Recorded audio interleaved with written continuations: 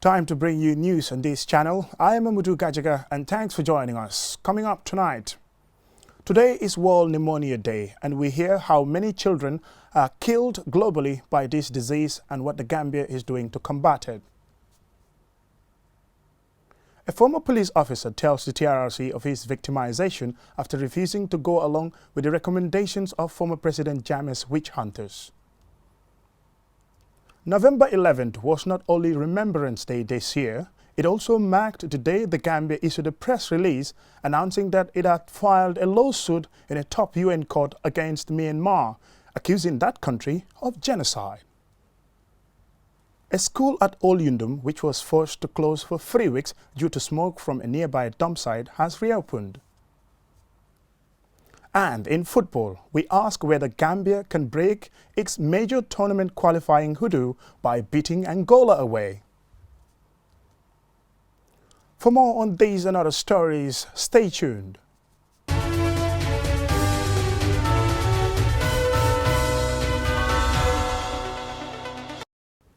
Welcome and thanks for joining us. This is QTV News.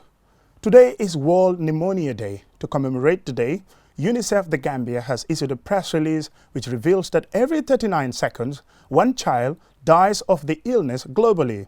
QTV's Mamadou Lamin Choi was speaking to a representative of UNICEF, and this is his report. The annual commemoration of World Pneumonia Day is set aside to raise awareness of pneumonia, promote prevention and treatment. This acute respiratory infection is the biggest killer of children under the age of 5. Nearly 1 in 5 global child deaths annually result from pneumonia. In combating the illness, Mariama Jane, a health specialist with the United Nations Children Emergency Fund, the Gambia, says UNICEF has been working closely with the Ministry of Health by providing capacity building training for health workers in the Gambia, especially at the community level. For the primary healthcare unit, we support them in training village health workers at the community level so that they can treat children that have pneumonia. At the health facility level as well, we train nurses. We help with the support the training of nurses on the management of childhood illnesses, which includes pneumonia. Pneumonia is a preventable and treatable illness, and providing vaccines, antibiotic treatment, and proper sanitation can be a solution to protecting children from the illness. I know the most recent statistic or study that we did in UNICEF, which is the multiple indicator cluster survey, showed the health-seeking behavior for pneumonia, like if a child is sick and actually getting care for pneumonia is about 53%. The UNICEF health specialist asks that the health-seeking behavior of Gambians when it comes to the illness is not as good as it should be.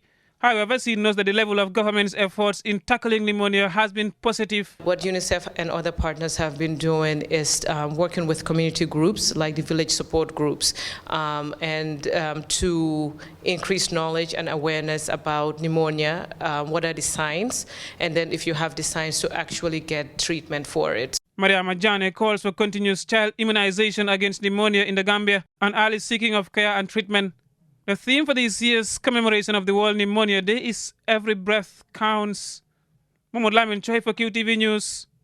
An ex-police officer who was accused in 2009 of being a wizard on Tuesday testified at the TRRC. Sergeant Mustafa Cisse told the commissioners that he was demoted and transferred to Fatoto after refusing to be worsed by witch doctors. Babakar C has more. As a PIU official in 2004, ex-police officer Sergeant Mustafa Cisse told the commissioners that he was deployed to Kanilai with other officers to work in President Jammeh's farm. He told the commission that on one occasion an ambulance was stationed at Kanilai and they were distributing condoms. Cisse said he preached against that action and he was threatened that he would be charged if he continued speaking against this.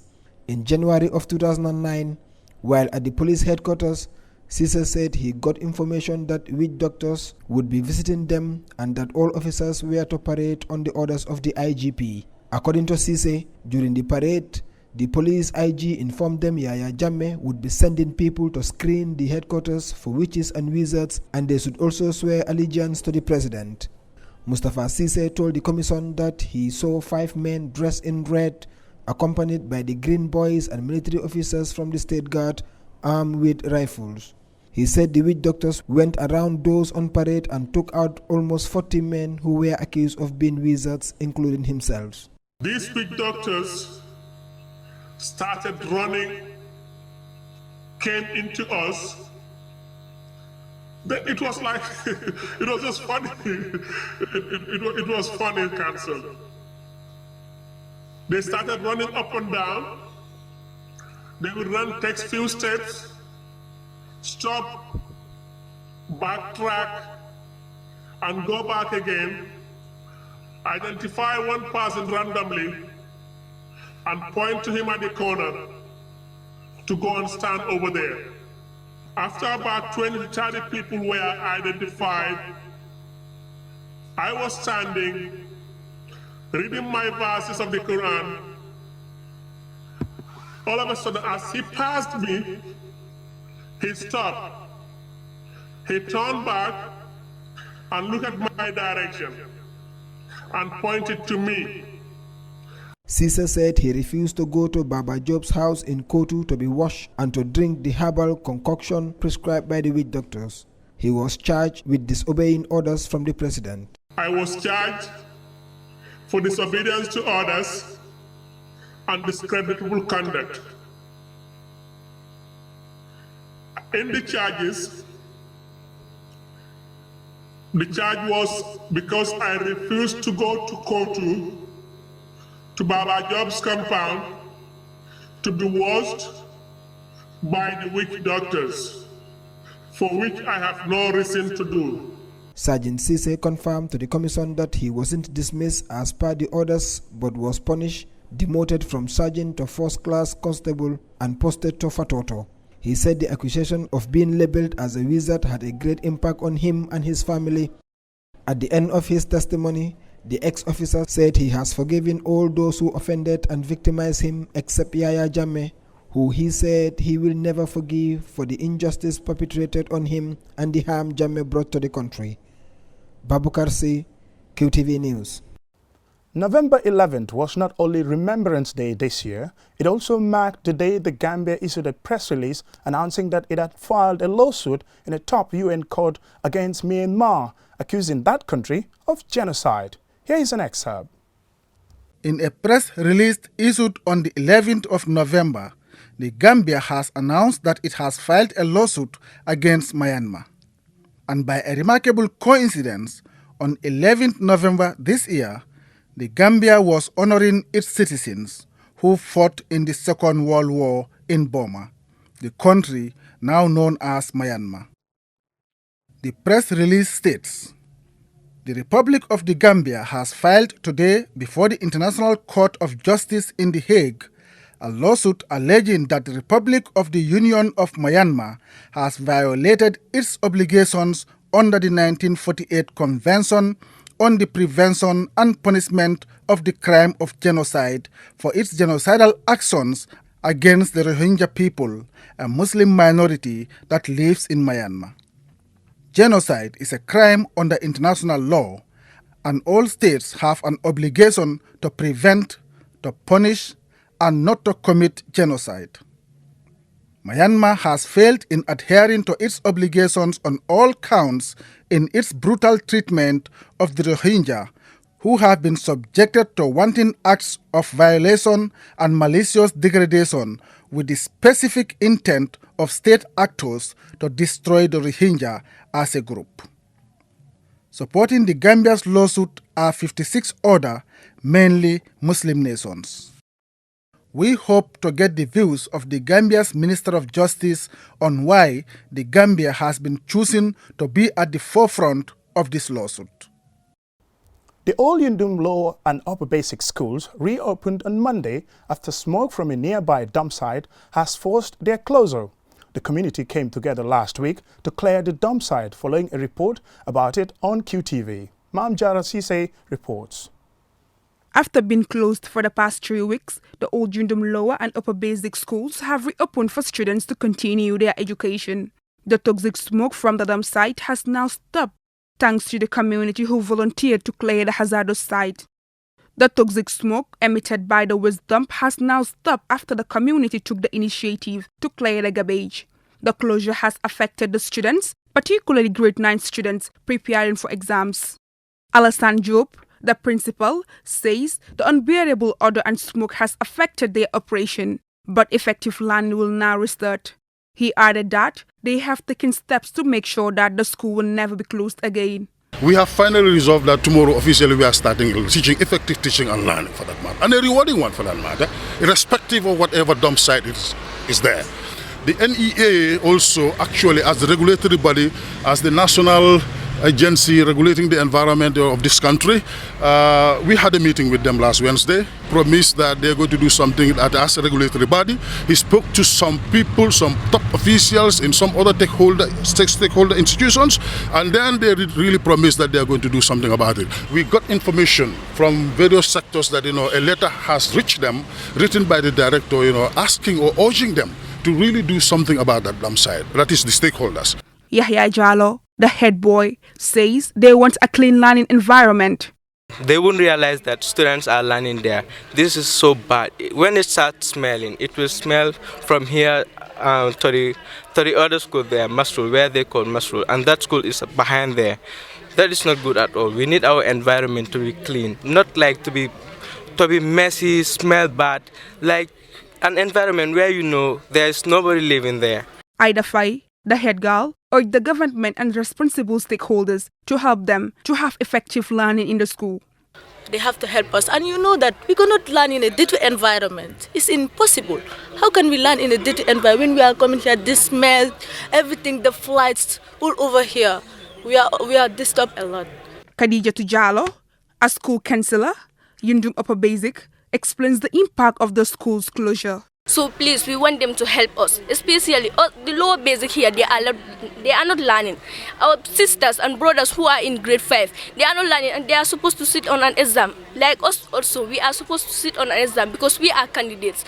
Because once they will not say that Old Yundum Upper Basic School has gone for a strike. So let us not even give them examination, because one school cannot stop an examination. That it's for whole country. So let them help us. The government should help us. Unfortunately, the area in which the school is located does not have a regular truck waste collection, and there is no proper waste management and disposal method. Locally, the 3-week closure of the school has been a big setback for students, as they have lost valuable time in their education. Perhaps lesson will be learned and efforts will be made to prevent future recurrence of such a problem. We want to learn, we want to learn, we want to learn. We need our environment to be clean. Reporting for QTV News, I am Mamjara ACC. We will go with a short commercial break. When we return, we hear about a peace initiative in JIMARA district in the URR and what can be expected when the Gambia opens its AFCON qualifying campaign against Angola on Wednesday. Do stay tuned.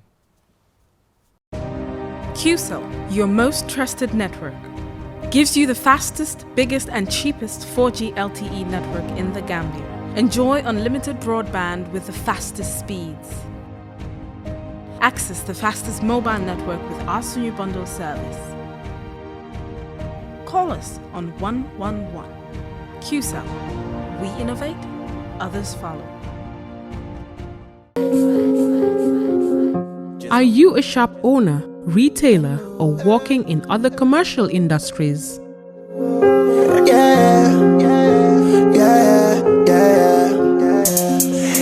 Customers are looking to buy things every day.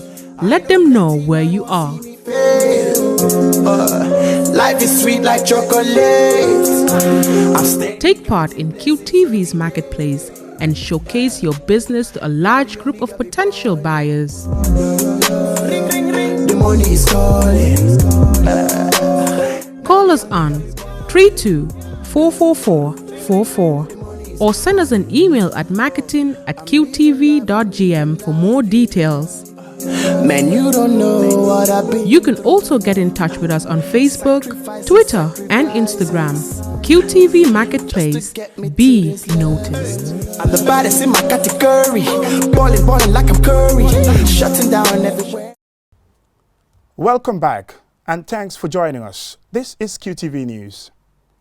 Bay Canyon Organization, with the support of the International Republican Institute on Sunday, held a day's peace conference at Hela Kunda in JIMARA district of the Upper River region.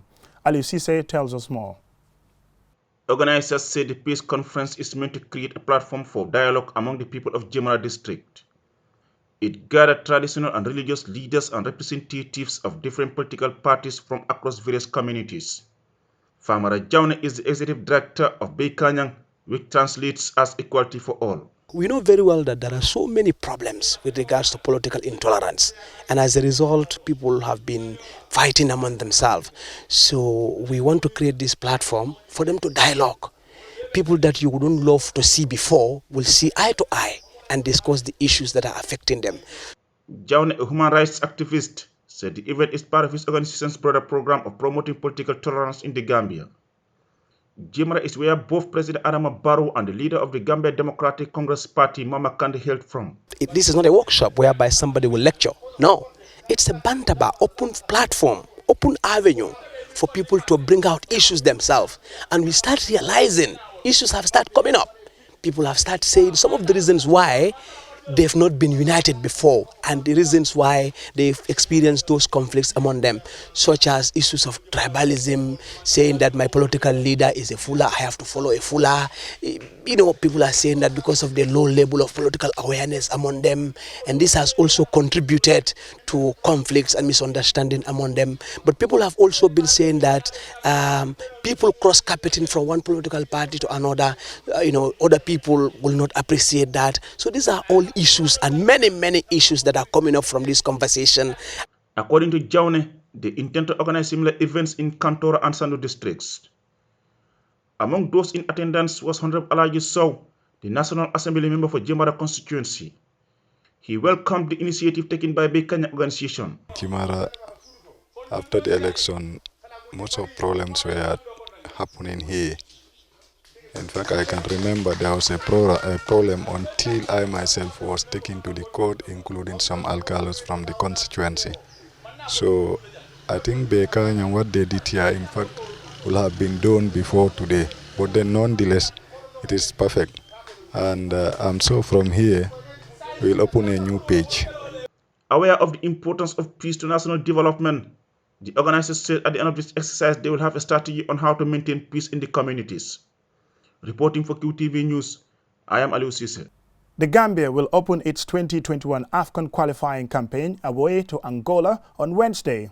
This will be their third meeting in a competitive game after playing twice in September's World Cup preliminary qualifiers. The Palancas Negras knocked out the Scorpions following a 3-1 aggregate win. Here is more on the report. Players who were snubbed in previous matches due to a strained relationship with the coach are now recalled for both ties against Angola and home game to DR Congo. Modou Barrow, Baboucarr Traoré and Hamza Barry made it into the 23-man squad. Will it change much? Coach Tom Saintfiet is still uncertain about his team's chances. He told the GFF's official website, "I think we have a strong squad. There are a lot of choices for me as a coach to make.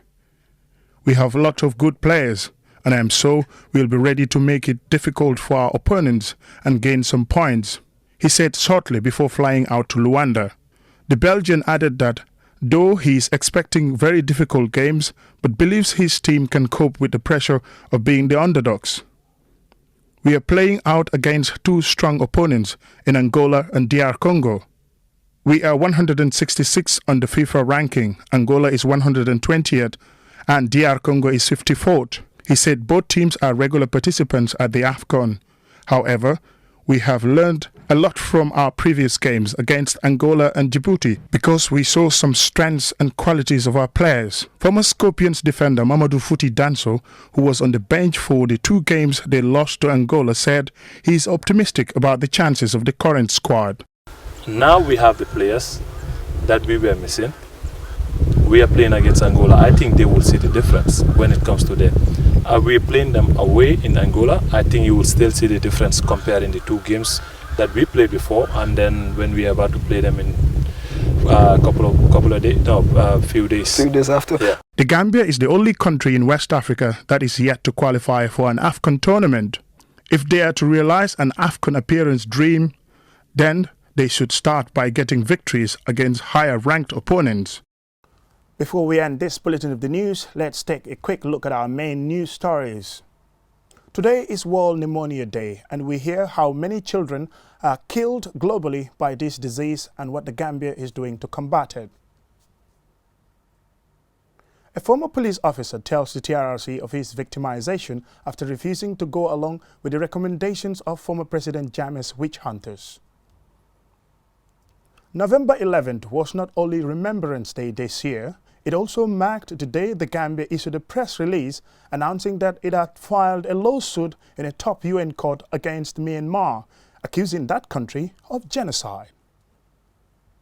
A school at Old Yundum, which was forced to close for 3 weeks due to smoke from a nearby dumpsite, has reopened. And in football, we ask whether Gambia can break its major tournament qualifying hoodoo by beating Angola away. That's all we have for you on tonight's news edition. Join us tomorrow for more news. Have a pleasant night.